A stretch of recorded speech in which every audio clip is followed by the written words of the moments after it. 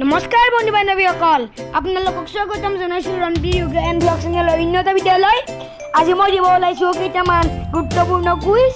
তেনেহ'লে ব'লক আমি ভিডিঅ'টো আৰম্ভ কৰোঁ। প্ৰথম বিষয়টো হৈছে মহাপুৰুষ আৰু তেওঁলোকৰ পিতৃৰ নাম।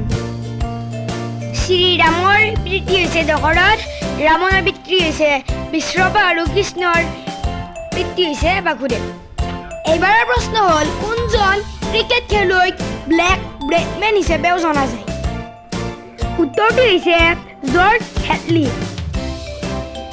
এদিনীয়া আন্তৰ্জাতিক ক্ৰিকেট খেলত পোনপ্ৰথমে 10,000 ৰান কৰা খেলুৱৈগৰাকী কোন? উত্তৰটো হৈছে শচীন তেণ্ডুলকাৰ। এইবাৰৰ প্ৰশ্নটো হ'ল, অসমীয়া ভাষা সাহিত্যৰ জনক বুলি কাক কোৱা হয়? উত্তৰটো হৈছে শ্ৰীমন্ত শংকৰদেৱক। প্ৰথম অসমীয়া গদ্য লেখক কোন? উত্তৰটো হৈছে ভট্টদেৱ। শ্ৰী শ্ৰী মাধৱদেৱ বিৰচিত বহুজন সমাদৃত পুথিখনৰ নাম কি? উত্তৰটো হৈছে নামঘোষা। এইবাৰৰ প্ৰশ্নটো হ'ল, শ্ৰীমন্ত শংকৰদেৱ বিৰচিত সৰ্বজন সমাদৃত পুথিখনৰ নাম কি? উত্তৰটো হৈছে কীৰ্তন। এইবাৰ প্ৰশ্নটো হ'ল, কোনজন বিখ্যাত ফুটবল খেলুৱৈক ক'লা মুকুতা বুলি জনা যায়?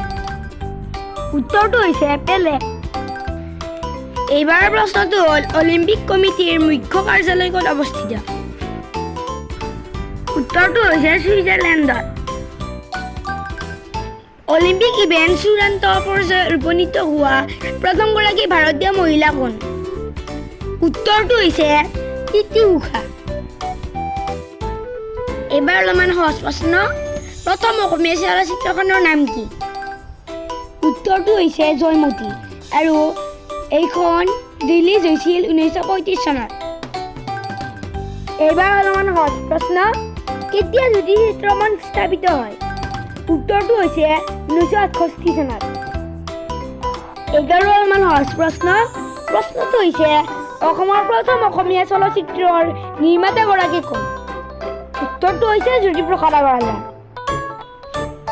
এইবাৰৰ প্ৰশ্নটো হ'ল, গুৱাহাটী নাটক কেন্দ্ৰৰ পৰা প্ৰচাৰিত হোৱা প্ৰথম অসমীয়া নাটকখনৰ নাম কি?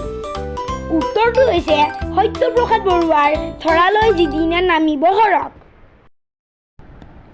শেষৰ প্ৰশ্নটো হ'ল, গোৱালপৰীয়া লোকগীতৰ বাবে প্ৰতিমা পাণ্ডে বৰুৱাৰ জীৱন কাহিনীৰ আধাৰত নিৰ্মিত তথ্যচিত্ৰখনে ৰাষ্ট্ৰীয় ৰজত কমল বঁটা পায়।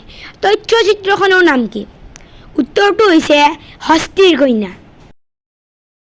ভিডিঅ'টো ভাল পালে চেনেলটো ছাবস্ক্ৰাইব কৰি যাব।